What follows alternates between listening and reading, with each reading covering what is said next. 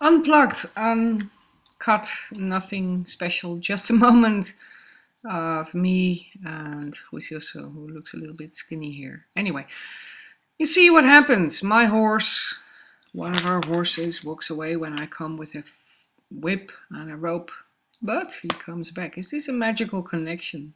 Well, perhaps it might be, according to you. To me, it makes sense.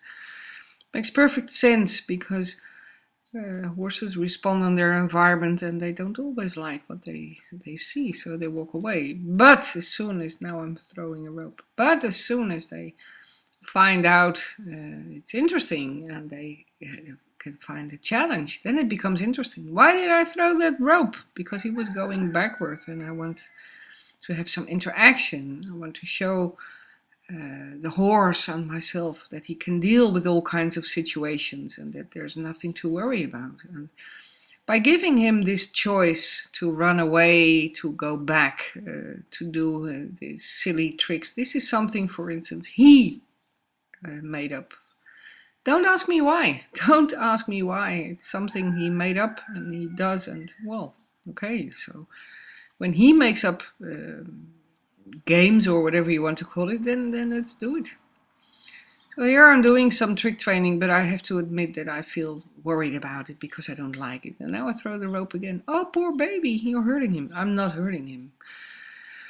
You might say it's impressing. Yes, it is, but it's definitely not hurting him. Besides, one of my things is in being together with horses, especially free, is that I can offer them the chance to choose for their own behavior. As you can see, there's no rope. It's a free horse. There's no rope. There's nothing to him. And he gets excited. He likes what he does. He likes to play. He likes to interact with human being.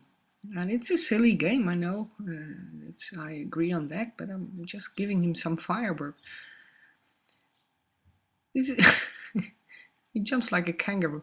Now, this is also a way of challenging his brain and challenging his emotions.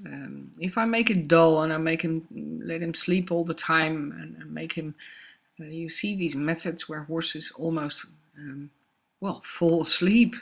Okay, it's possible, and sometimes you focus on that, but sometimes, and he was a stallion, he's gelded, but he likes to be challenged. He likes to be together, and you can see him coming back. I mean, he has the free choice. This is no training. Most of it is being together. And as you see, I mean, if he would panic, and that's something you have to be aware of, if he would really panic, then you have to be careful. This might not be your cup of tea, and you might think, oh, this is abuse, this is cruel, and blah, blah, blah. Well, you can think whatever you like. I prefer to look at the horse, and I also prefer to deal with him and train him on being emotional and being able to really take care. And like now, it's not a training that he puts his head down. No, he doesn't put his head completely down on the floor, but this is a way for him to show his, respect is a big word, but to show that he doesn't mean bad. He doesn't mean anything bad. He's a great guy. He's very cooperative. He's a very much gentleman. He just never ever kicked, never ever bit. Sometimes when he comes running to me, I feel a little bit scared. Ooh, you stop in time. And he comes running at me not because I feed him, but because he likes it. And there we have our little friend.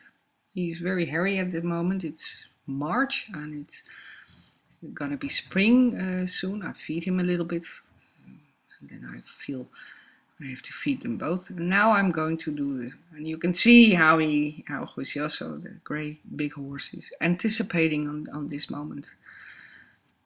I'm going to do it in Tibor. Tibor says, I will not repeat what he might say. It's a short sentence. And if you look well, you can see another small guy standing there.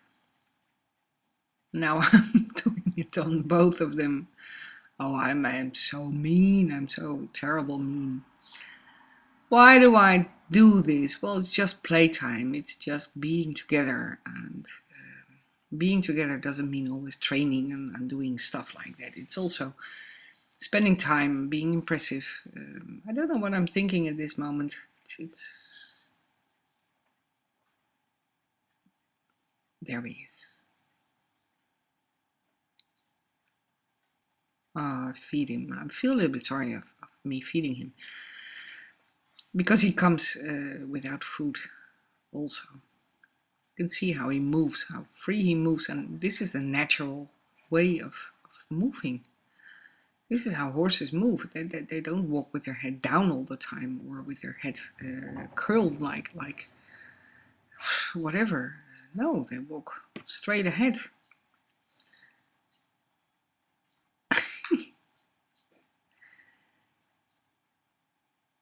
I don't know what to say. It's just some our moments are so nice or so precious and so happy, and playing a little bit with fire, playing a little bit with the emotions, playing a little bit with being together is there's nothing wrong with that, I think. What do I throw away? The whip, I suppose.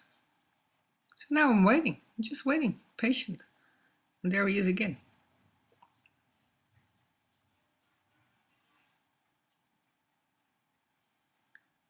See his head down. You see the way he performs, the way he acts. Those are things I like. Pet him, be together, laugh, and that's also one of the secrets you don't see on the movie, but which definitely happen. I laugh and I tell him all the time how great he is, how proud I am, how good he is, how nice he's performing. And I think when you create a relationship, then I think that's the most important thing to do, to show your affection, to show how proud you are, and also to build some calmness. This is something I do for exercise. Oh, now I put the rope around his neck for exercise. Now I'm doing some discipline, putting the rope around his neck, and launch him in all kinds of ways. Ask him, invite him to come over, and it looks a little bit rough when I see myself back. But I can assure you, if you can do this with a horse without pulling on the rope, well, then I can say that you sort of have a connection. At least you have a cooperating horse who's not pulling you, dragging you through on his line. And that's one of my things. I got inspired by this by somebody, Klaus Hempfling, a long time ago, because I thought, well, this sure, you see the head down, coming down. It's spontaneous. This is not trained. This is what he always did. Anyway, I was inspired by that because I thought that's a nice way to explain to a horse what kind of connection you want. Like with the reins, I ride. Some people might crucify her. She rides. Yes, I do. And it gets worse. I also ride with a bit. But my main rule is to be as soft as possible with the reins, with the bit, etc. And if you can do that, then my experience is that you can focus on other things, small aids, small cues, small, very tiny, very tiny. It gets smaller and smaller. And look at, well, good dressage riders. There are a lot of show riders anyway.